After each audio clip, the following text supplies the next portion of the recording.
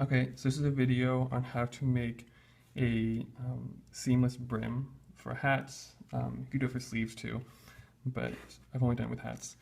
What I have here is a hat I'm making, like I said, twice as long as the brim because you're going to be folding it under. This is knit 2 purl 1 rib. You can do it with any ribbon you want, but it's just the one I did.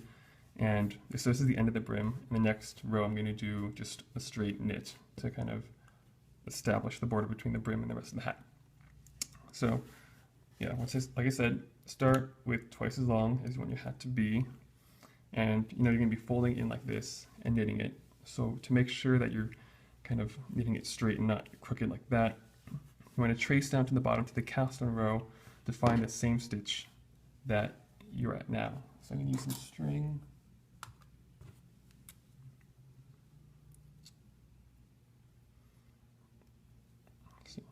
There we go.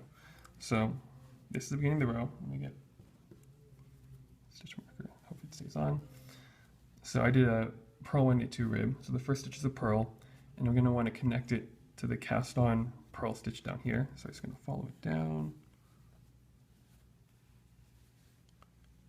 to this stitch, if you can see that there. And I'm just going to use a string so it's easier for you to see what I'm doing. But it also helps if this is hard to track. But yeah, so I looped the string around this stitch that corresponds with this first one here. So this loop here, the same as that stitch there, are in the same column. And what you're going to do is you're going to fold it under,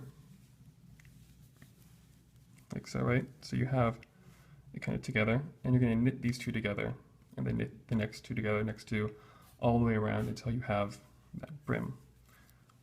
So this is the purl stitch. I start with the purl, and I'm going to stick this in, make sure you can see it. So here we have the loop, the purl, right? I'm going to stick this in from back to front, like that. So back to front.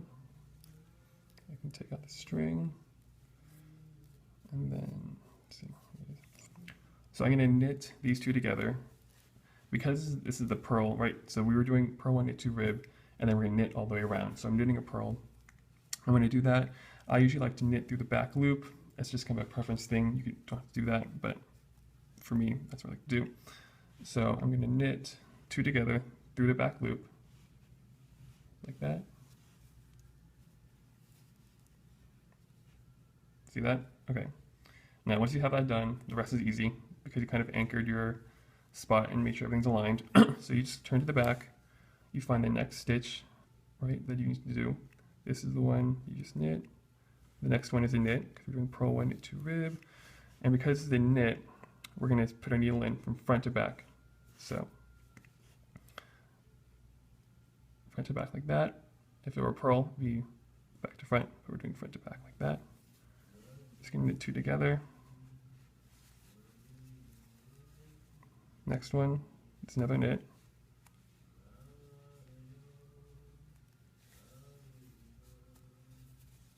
That's my roommate singing, if you can hear, but I don't sound like I can hear. Okay, next is the purl, right? We're doing purl 1 knit 2, and it's right here.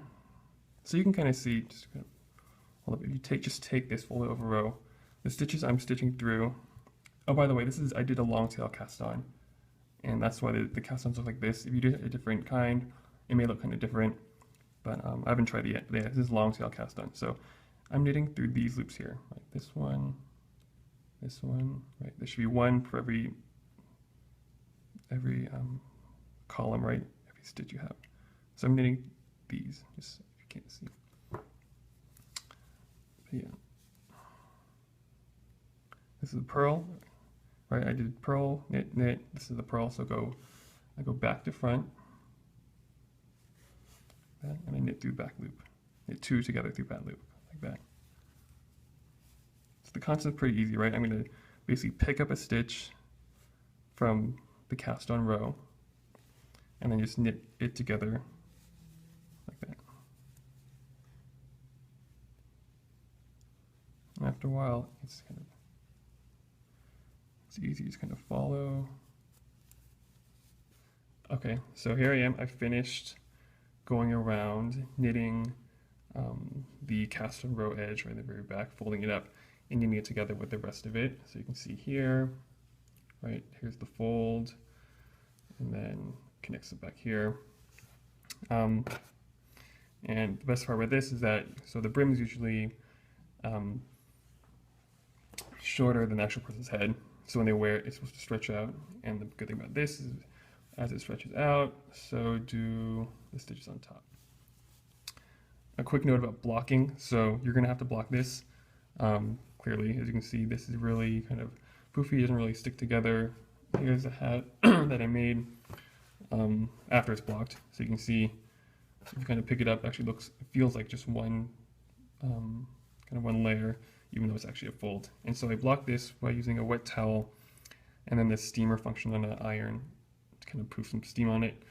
And then that worked for this. So if you're using like a fragile yarn that you can't withstand that kind of blocking, then you may want to find a different technique. I haven't tried it with other blocking techniques, but this is what I know works for this kind of yarn. This is Madelinetosh merino wool, and this one here is superwash merino, which I'm pretty sure should work. But yeah, that's how you do it. Thanks for watching. Click on the link below, I think right here. Check out my WordPress. There's no video there. This is the only video. I have no other videos out there. But if you want to see what I'm making, what this turns into, you should check that out. And okay, thanks.